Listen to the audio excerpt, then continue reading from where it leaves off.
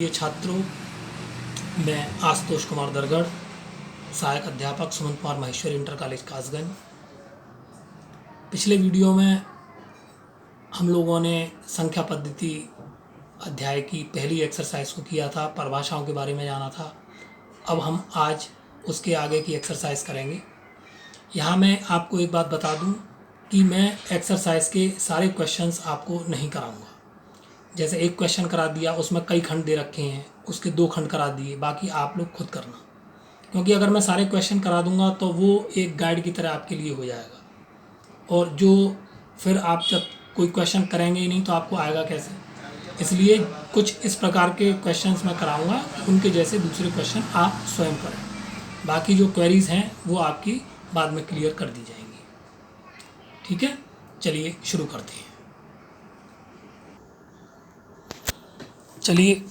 करते हैं। एक्सरसाइज 1.2, इसका पहला सवाल है, सत्य असत्य कथन हमें छांटनी है। पहला कथन है कि प्रत्येक अपरमेय संख्या को इरेशनल नंबर भी कहते हैं, एक वास्तविक संख्या यानी रियल नंबर होती है। ये बात सही है। पिछले वीडियो में मैंने आपको बताया था कि वास्तविक संख्याएं जो रियल नंबर्स होती हैं वो अपरमेय और परमेय, रेशनल और इरेशनल दोनों से मिलकर बनती हैं। इसलिए इरेशनल नंबर भी एक रियल नंबर होता है। दूसरा, संख्या रेखा का प्रत्येक बिंदु रूट m का रूप होता है। प्रत्येक बिंदु रूट m का रूप होता है, ये असत्य है। क्योंकि अगर हम ये देखें, √4 इक्वल टू क्या है 2, √25 इक्वल टू क्या है 5, इनके बीच में 3 और 4 भी आते हैं। अगर हम संख्या रेखा पर लिखें तो 2 के बाद 3 आएगा, 3 के बाद 4 आएगा, 4 के बाद तब 5 आएगा। इसका मतलब प्रत्येक बिंदु रूट m का रूप नहीं होता है, इसलिए ये कथन असत्य हो गया। प्रत्येक वास्तविक संख्या एक अपरमेय संख्या होती है, ये भी बात असत्य है। अभी पहले पार्ट में ही हमने बताया था कि वास्तविक संख्या जो होती है वो रेशनल और इरेशनल दोनों नंबर से मिलकर बनती है। इसलिए वास्तविक संख्या में अपरमेय भी होंगी और परमेय भी होंगी, इसलिए ये कथन असत्य है। अगला क्वेश्चन है, क्या सभी धनात्मक पूर्णांकों के वर्गमूल अपरमेय होते हैं? नहीं, क्योंकि जैसे हम √4 लेते हैं, ठीक है, इसका मान क्या होगा, √4 इक्वल टू ±2। ठीक है, अब ये धनात्मक पूर्णांक है लेकिन इसका वर्गमूल क्या है, परमेय है। इसलिए सभी धनात्मक पूर्णांकों के वर्गमूल अपरमेय होते हैं, ऐसा नहीं है। चलिए अब नेक्स्ट एक्सरसाइज हम स्टार्ट करते हैं। एक्सरसाइज 1.3, ठीक है। उससे पहले हम 2 टर्म जान लेते हैं कि शांत दशमलव किसे कहते हैं। शांत दशमलव यानी कि टर्मिनेटिंग, ऐसे भिन्न जिनका शेषफल 0 हो, ठीक है, ऐसे दशमलव जिनका शेषफल 0 हो शांत दशमलव होते हैं। और नॉन टर्मिनेटिंग अशांत दशमलव, इसका मतलब जिसमें शेषफल प्राप्त हो जाए आपको, यानी कि पूरा भाग नहीं जाए, तो वो अशांत दशमलव कहलाते हैं। इसका पहला क्वेश्चन है 36/100, ठीक है। क्वेश्चन ये है कि निम्नलिखित भिन्नों को दशमलव रूप में लिखिए, यानी हमें इन्हें दशमलव रूप में लिखना है और बताना है कि प्रत्येक का दशमलव प्रसार किस प्रकार का है, शांत है या अशांत है। इसको हम दशमलव रूप में कैसे लिखेंगे,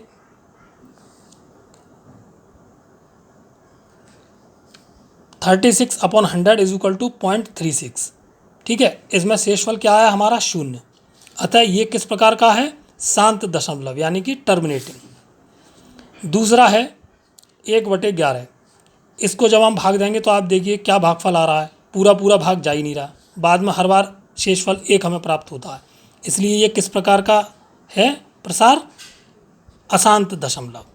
प्रसार के बारे में हमें बताना है, शांत दशमलव जिसमें शेषफल 0 हो जाए यानी कि पूरा भाग चला जाए, और अशांत दशमलव जिसमें कि शेषफल हमें प्राप्त हो, वो प्रसार अशांत दशमलव होता है। चलिए आगे बढ़ते हैं। अगला क्वेश्चन है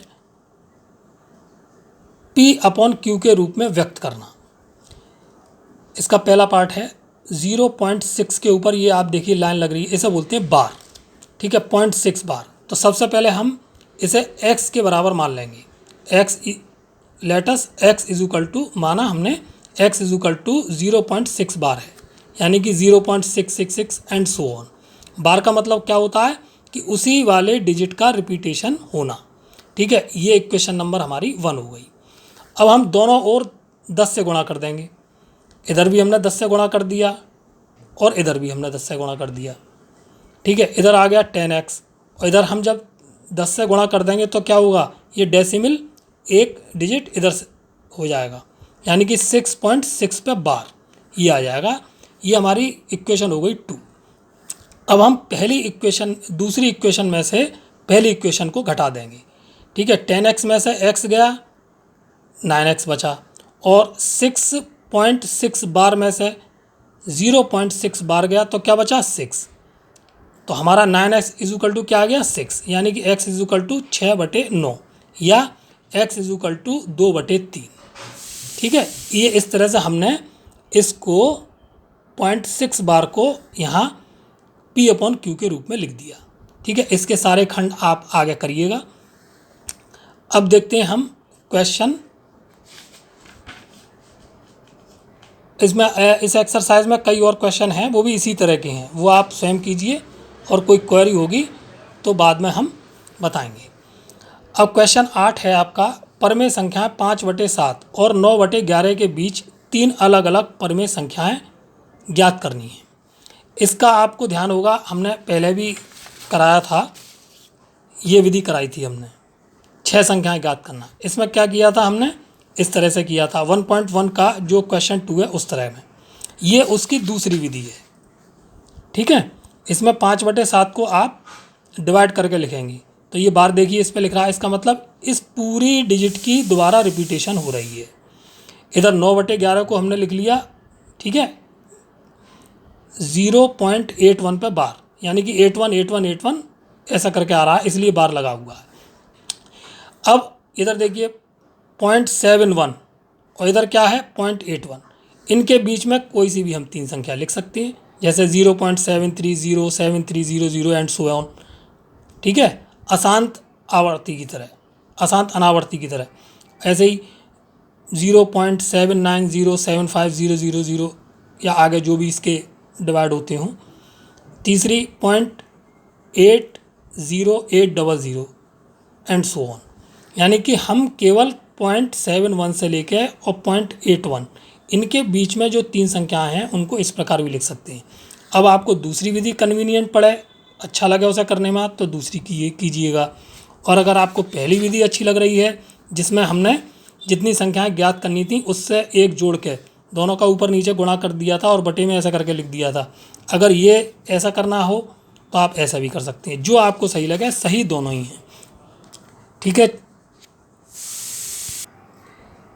प्रिय छात्रों, आज हमने यहाँ तक कर लिया है और अगली वीडियो में इससे आगे का करेंगे। आपके पास समय है, जो इसके खंड मैंने छोड़ दिए हैं आपको एक्सरसाइज करने के लिए, प्रैक्टिस करने के लिए, वो आप खुद करने की कोशिश करें। शीघ्र ही अगले वीडियो में हमारी आपकी फिर मुलाकात होगी। ओके।